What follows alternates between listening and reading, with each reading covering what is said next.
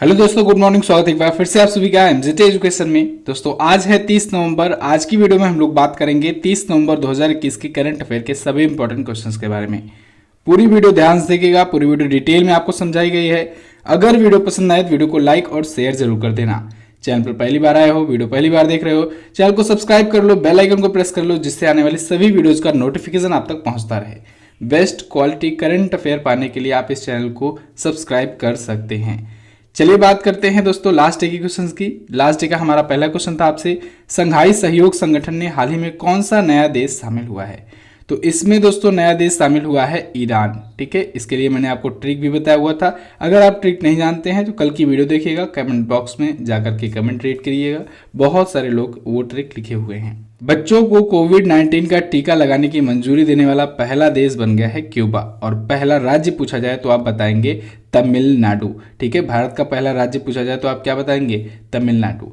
इन दोनों क्वेश्चंस के बारे में बहुत सारे स्टूडेंट ने डिटेल में आंसर किया है। आप सभी लोग ऐसे ही डिटेल्स के साथ आंसर किया करो। चलिए बात करते हैं आज के दिन के पहले क्वेश्चन की। तो पहला क्वेश्चन है, हाल ही में चाइना ने कौन सा संचार उपग्रह लॉन्च किया? तो अभी हाल ही में चाइना ने दोस्तों एक कम्युनिकेशन सैटेलाइट लॉन्च की है जिसका नाम है जोंगजिंग 1D। क्या? जोंगजिंग 1D। तो ये एक कम्युनिकेशन सैटेलाइट है, यानी कम्युनिकेशन के लिए लॉन्च किया है चाइना ने। और चाइना ने इसे लॉन्ग मार्च 3B अपने रॉकेट से लॉन्च किया है। लॉन्ग मार्च रॉकेट जो है ये दोस्तों चाइना का है, ये मैं आपको बहुत बार बता चुका हूँ।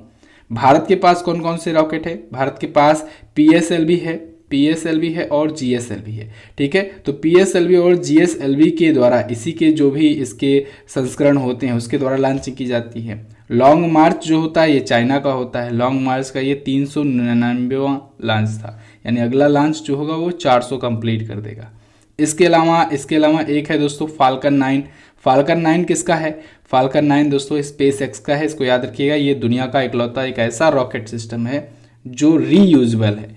रीयूजेबल बोले तो रॉकेट ये जाता है अंतरिक्ष में, छोड़ता है, फिर वापस से आ जाता है और फिर यूज के लिए तैयार हो जाता है। जबकि बाकी जो रॉकेट होते हैं आप उनको देखेंगे, अगर कभी देखे होंगे टीवी वगैरह में या फिर कभी वीडियो वगैरह में, तो वो जाता है तो स्टेज बाय स्टेज टूटता हुआ जाता है। ठीक है, यानी एंड में पहुंचते पहुंचते वो खत्म हो जाता है अंतरिक्ष में और सैटेलाइट को वहां पर ऑर्बिट में डाल देता है। सैटेलाइट को ले जाकर के ऑर्बिट में डालना ही बस यही इतना काम होता है रॉकेट का। ठीक है, फाल्कन 9 को छोड़ करके बाकी सब ऐसा करते हैं। तो यहाँ पर देखिए चाइना ने अभी हाल ही में जीचांग सैटेलाइट लॉन्च सेंटर से लॉन्च किया है जोंगजिंग 1D नाम का कम्युनिकेशन सैटेलाइट। चाइना आया है, चाइना के बारे में जानेंगे। ये रहा चाइना। बीजिंग यहाँ की कैपिटल है। यहीं पर 2022 का दोस्तों शीतकालीन ओलंपिक होने वाला है। और अभी एक रिपोर्ट भी आई है, अभी ये चर्चे में भी है। चर्चे में इसलिए है क्योंकि दुनिया भर के तमाम देश इसको बायकॉट कर रहे हैं। और जबकि इंडिया ने सपोर्ट दिखा दिया अपना कि वो सपोर्ट करेगा 2022 के जो शीतकालीन ओलंपिक और शीतकालीन पैरालंपिक खेल होंगे उनका। तो सभी लोग शॉक भी हैं कि बताइए चाइना और इंडिया के रिलेशन उतने अच्छे नहीं थे, फिर भी इंडिया ने सपोर्ट दे दिया, वो भी लिखित रूप में। फिलहाल बीजिंग ये तो हो गया। बीजिंग में ही दोस्तों मैंने आपको बताया था SCO का भी हेडक्वार्टर है। इसके अलावा दोस्तों चाइना में ही 2022 का होने वाला है एशियाई खेल, ये भी आप याद रखेंगे। ठीक है, शी जिनपिंग यहाँ के प्रेसिडेंट हैं। रेनमिबी युआन यहाँ की करेंसी है। पीपुल्स कांग्रेस संसद का नाम, विशेषता है सर्वाधिक जनसंख्या। और मानक चीनी या मंदारिन कह सकते हैं, ये यहाँ की लैंग्वेज, ऑफिशियल लैंग्वेज है। क्लियर? चलिए अगला देखते हैं। हाल ही में भारत ने किस देश के साथ मिलकर कोलंबो सुरक्षा सम्मेलन में भाग लिया? तो भारत ने दोस्तों मालदीव और श्रीलंका के साथ मिलकर के कोलंबो सुरक्षा सम्मेलन में भाग लिया है। एक कोलंबो सिक्योरिटी कॉन्क्लेव आयोजित हुआ। इसमें तीनों देशों की नौसेनाएं शामिल हुई। तीनों देशों की नौसेनाओं ने हिंद महासागर के पास में एक ऑपरेशन किया। अगर मान लीजिए हिंद महासागर के आसपास में कोई आपदा टाइप की आती है या कोई ऐसी प्रॉब्लम आती है तो उनसे ये तीनों देश कैसे मिल करके निपट सकते हैं, इसके लिए ये कोलंबो सिक्योरिटी कॉन्क्लेव था। ठीक है, जो 27 और 28 नवंबर को आयोजित हुआ। अब दोनों देश आए हैं तो वर्ल्ड मैप में चलिए आपको दिखाता हूँ ये दोनों देश कहाँ पर पड़ते हैं भारत के प्रोस्पेक्टिव में। तो देखिए वर्ल्ड मैप में आप देखेंगे तो ये रहा अपना प्यारा भारत। यहाँ से आप थोड़ा सा जूम इन करते हैं, ठीक है, साउथ में, तो देखिए यहाँ पर तो आपको श्रीलंका बड़ी आसानी से दिख जा रहा है, लेकिन मालदीव के लिए थोड़ा सा आपको नीचे आना होगा और जूम इन करना होगा। आप जूम इन करेंगे तो यहीं पर देखिए इतना छोटा सा देश है ये मालदीव। देखिए ये रहा मालदीव। ओके, तो मालदीव यहाँ पर है। इसके बाद फिर श्रीलंका मैंने आपको दिखाया ही और इंडिया दिखाया आपको। इन तीनों देशों की नौसेनाओं ने मिल करके इस सिक्योरिटी कॉन्क्लेव में हिस्सा लिया है। अब मालदीव आया है, इसके बारे में जानिए। इसकी राजधानी होती है माले। क्या होती है? माले। और यहाँ के प्रेसिडेंट कौन है? यहाँ के प्रेसिडेंट हैं इब्राहिम मोहम्मद सोलिह और यहाँ की करेंसी होती है मालदीवियन रुपया।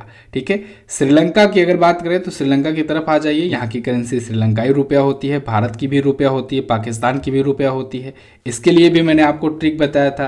क्या ट्रिक था? यहाँ के लिए मामा श्री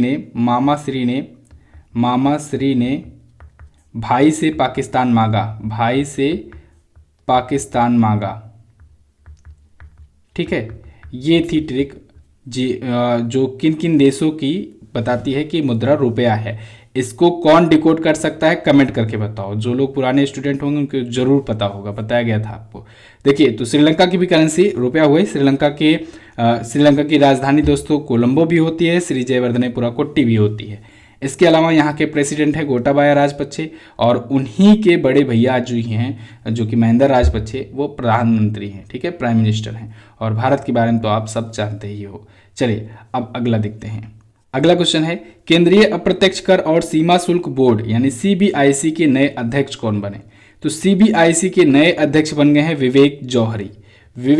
ये जो आपको इमेज में दिख रहे हैं दोस्तों, ये सीबीआईसी बोले तो central board of indirect taxes and customs के बन गए हैं नए अध्यक्ष। ये दोस्तों 1985 बैच के IRS यानी इंडियन रेवेन्यू सर्विसेज के ऑफिसर हैं और M अजीत कुमार जी की जगह लेंगे। तो कैबिनेट की जो सिलेक्शन कमेटी है उसके द्वारा इनको नियुक्त किया गया है। अगला, हाल ही में कब एनसीसी ने अपना 73वां स्थापना दिवस मनाया? तो एनसीसी ने अपना 73वां स्थापना दिवस दोस्तों अभी 28 नवंबर को मनाया हुआ है। इस क्वेश्चन को बहुत ही ध्यान से देखिएगा। देखिए दोस्तों, नेशनल कैडेट कॉर्प्स जो है वो चौथे संडे को मनाता है, नवंबर मंथ के 4th संडे को मनाता है। ठीक है, संडे को। तो अभी 4th संडे पड़ा था 28 नवंबर को, इस वजह से 28 नवंबर को अभी इसने अपना 73वां मनाया स्थापना दिवस, national cadet corps day. Clear है? तो 28 नवंबर को ही नहीं मनाया जाता, ये हर साल नवंबर के चौथे रविवार को मनाया जाता है। ये बात ध्यान होनी चाहिए आपको। तो इस बार 28 नवंबर पड़ा है तो कोई ज़रूरी नहीं है कि अगली बार भी 28 नवंबर पड़े। ओके, एनसीसी के बारे में बात करें तो स्थापना हुई थी 1948 में, नई दिल्ली में हेडक्वार्टर्ड है और लेफ्टिनेंट जनरल गुरबीर पाल सिंह इसके वर्तमान में महानिदेशक हैं। एक बात और याद रखिएगा, भारतीय सशस्त्र बलों में दोस्तों दुनिया में सबसे बड़ा अगर वर्दीधारी कोई युवा संगठन है तो वो है एनसीसी। दुनिया भर में बात कर रहा हूँ।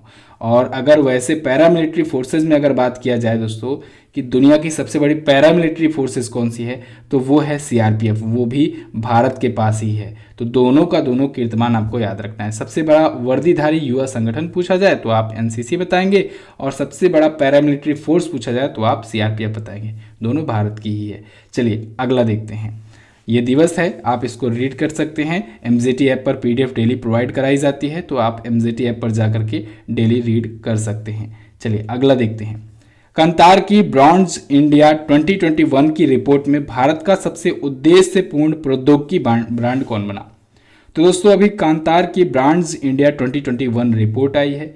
इसमें कई प्रकार की कैटेगराइज करके ब्रांड्स को रखा गया है लिस्ट में।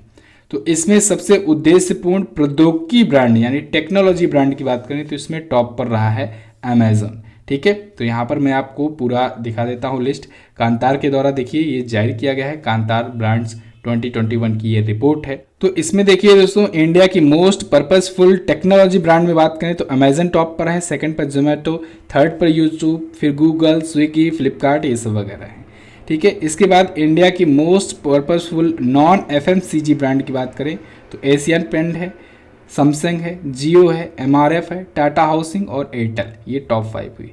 इसके बाद इंडिया की मोस्ट पर्पसफुल एफएमसीजी ब्रांड की बात करें तो टाटा टी इसमें टॉप पर है। बस आपको टॉप वाला याद रखना है। ठीक है, नॉन एफएमसीजी में अगर पूछा जाए तो एशियन पेंट आप बताएंगे और एफएमसीजी में पूछा जाए तो आप टाटा टी बता देंगे और टेक्नोलॉजी तो आपको याद ही रहेगा अमेजन। ठीक है, तो यहाँ पर देखिए टॉप थ्री मैंने लिख भी दिया हुआ है, तो ये तो आपको ई बुक में भी दिया जाएगा। अगला, IFFI अवार्ड्स 2021 में गोल्डन पिकॉक अवार्ड किसने जीता?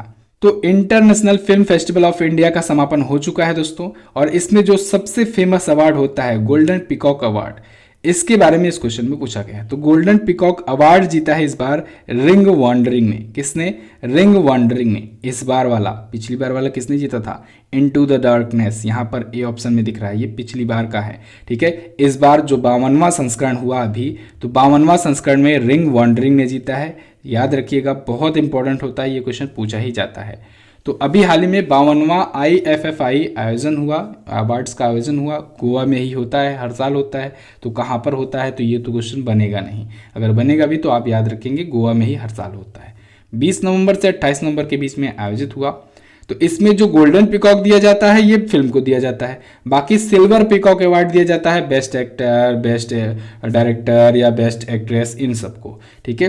तो यहाँ पर देखिए silver peacock award for best director मिला वाकलाब कदरनका को, ये चेक गणराज्य की हैं। Saving one who is dead movie के लिए इनको दिया गया। Silver peacock award for best actor, तो बेस्ट एक्टर भी कह सकते हैं या फिर silver peacock award for best actor कर सकते हैं, तो जितेंद्र जोशी को मिला है। Silver peacock award for best actress मिला है एंजेला मोलिना को। आज दोस्तों शाम तक इस पर एक डिटेल वीडियो आएगी कि IFFI से कहाँ से क्वेश्चंस बन सकते हैं और पिछले दिनों में कौन कौन से क्वेश्चंस बने हुए हैं, सभी को हम लोग उसमें कवर अप करेंगे, क्वेश्चन और आंसर के माध्यम से होगा और डिटेल में भी बताया जाएगा। तो आप उस वीडियो को देखिएगा और ज़्यादा डिटेल जानकारी मिलेगी। चलिए अगला क्वेश्चन, हाल ही में पेट्र फियाला कहाँ से नए प्रधानमंत्री बने? कहाँ के नए प्रधानमंत्री बने हैं? तो पेट्र फियाला दोस्तों चेक गणराज्य के नए प्राइम मिनिस्टर बन गए हैं। यहाँ पर देखिए ये हैं पेट्र फियाला, ये बन गए हैं चेक गणराज्य के नए प्राइम मिनिस्टर। अच्छा, चेक गणराज्य याद आ रहा है, मुझको एक खिलाड़ी का नाम याद आ रहा है, बाराबोरा क्रेजिकोवा। बाराबोरा क्रेजिकोवा जो है ये इस बार फ्रेंच ओपन जीते हुए हैं, तो इनका भी नाम आप याद रखेंगे, ठीक है, टेनिस ग्रैंड स्लैम में।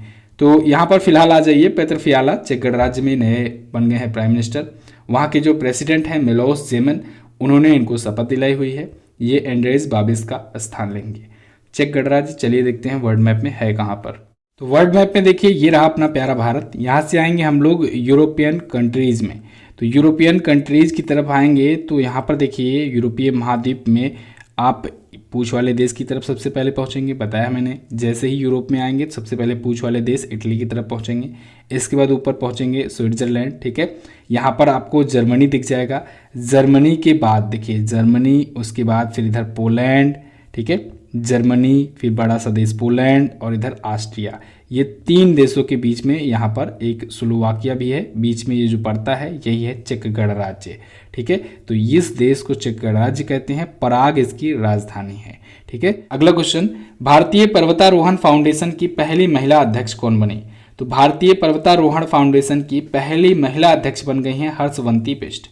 हर्षवंती बिष्ट जो आपको इमेज में दिख रहे हैं यही हैं, ये उत्तराखंड की रहने वाली हैं और ये पर्वतारोही भी रह चुकी हैं अपने टाइम पर। अभी तो इनकी उम्र 62 वर्ष की हो चुकी है। तो इनको भारतीय पर्वतारोहण फाउंडेशन का अध्यक्ष चुना गया और ये बन गई है पहली महिला अध्यक्ष। इसके लिए बाकायदे वोटिंग हुई थी, 107 वोटों में 60 वोट इनको मिले हुए थे। भारतीय पर्वतारोहण फाउंडेशन की स्थापना 1958 में हुई थी। क्लियर है? अच्छा दोस्तों, कल मैंने एक वीडियो बनाई थी MZT एजुकेशन से जुड़ने के लिए आप लोग के लिए। तो आप में से अगर कोई ऐसा है जो GS टीचर बन सकता है, या जिसको लगता है वो मैथ और रीजनिंग पढ़ा सकता है, या जिसको लगता है करंट अफेयर में वो एक्सपर्ट है और जुड़ करके करंट अफेयर में बच्चों की हेल्प कर सकता है, तो आप हमसे जुड़ सकते हैं। गूगल फॉर्म का लिंक डिस्क्रिप्शन में दिया गया है और इस पर कल मैंने वीडियो भी बनाई हुई है डिटेल में कि कैसे क्या प्रोसेस होगा। ध्यान रखिएगा, डिजिटल बोर्ड पर भी पढ़ाना होगा, तो बिल्कुल इस बात की झिझक मत रखिएगा कि आपको केवल ऐसे वॉइस ओवर में ही बनाना होगा वीडियो। डिजिटल बोर्ड पर भी होगा, वॉइस ओवर वाली भी वीडियो आएगी। तो आप गूगल फॉर्म फिलअप कर सकते हैं, डिस्क्रिप्शन में लिंक दिया गया है, ठीक है। और भी जो चीज़ें हैं, बाकी चीज़ें उसमें बताई गई हैं वीडियो में, जो कल वीडियो अपलोड हुई है, तो आप उसको देख सकते हैं। और लिमिटेड टाइम है, 5 दिसंबर तक ही फॉर्म भरा जाएगा। तो 5 दिसंबर के पहले फॉर्म फिलअप कर दीजिए, रिज्यूम वगैरह तैयार कर लीजिए और फिर उसके बाद बताया जाएगा कि कब क्या बुलाना है। जॉब लोकेशन लखनऊ है, लखनऊ आकर ही काम करना होगा, वर्क फ्रॉम होम वाले अप्लाई नहीं करेंगे, ठीक है। चलिए अगला देखते हैं। अगला क्वेश्चन, हाल ही में SBI के पूर्व चेयरमैन रजनीश कुमार को किस कंपनी का गैर कार्यकारी निदेशक बनाया गया? तो एसबीआई के पूर्व चेयरमैन रजनीश कुमार को दोस्तों अभी हाल ही में हीरो मोटोकॉर्प ने अपना गैर कार्यकारी निदेशक बनाया हुआ है। हीरो मोटोकॉर्प के अलावा भी ये कई और कंपनियों के भी गैर कार्यकारी निदेशक हैं रजनीश कुमार जी, जैसे HSBC, Asia Pacific, LNT, Infotech और भी कई कंपनियों के हैं। ठीक है, तो एसबीआई के जब चेयरमैन थे तब 3 वर्षों तक ये चेयरमैन रहे। अभी वर्तमान में दिनेश कुमार खारा जी हैं। ठीक है, तो रजनीश कुमार इससे पहले हुआ करते थे। एसबीआई यानी state bank of India, Bharat की सबसे बड़ी वाली बैंक, सरकारी वाली। ठीक है, चलिए, तो यहाँ पर हीरो मोटोकॉर्प ने अपना एक स्वतंत्र गैर कार्यकारी निदेशक नियुक्त किया है। अब आप सोचोगे इतनी कंपनियों ने और हीरो मोटोकॉर्प ने इनको गैर कार्यकारी निदेशक क्यों नियुक्त किया है, या ये पद होता क्या है?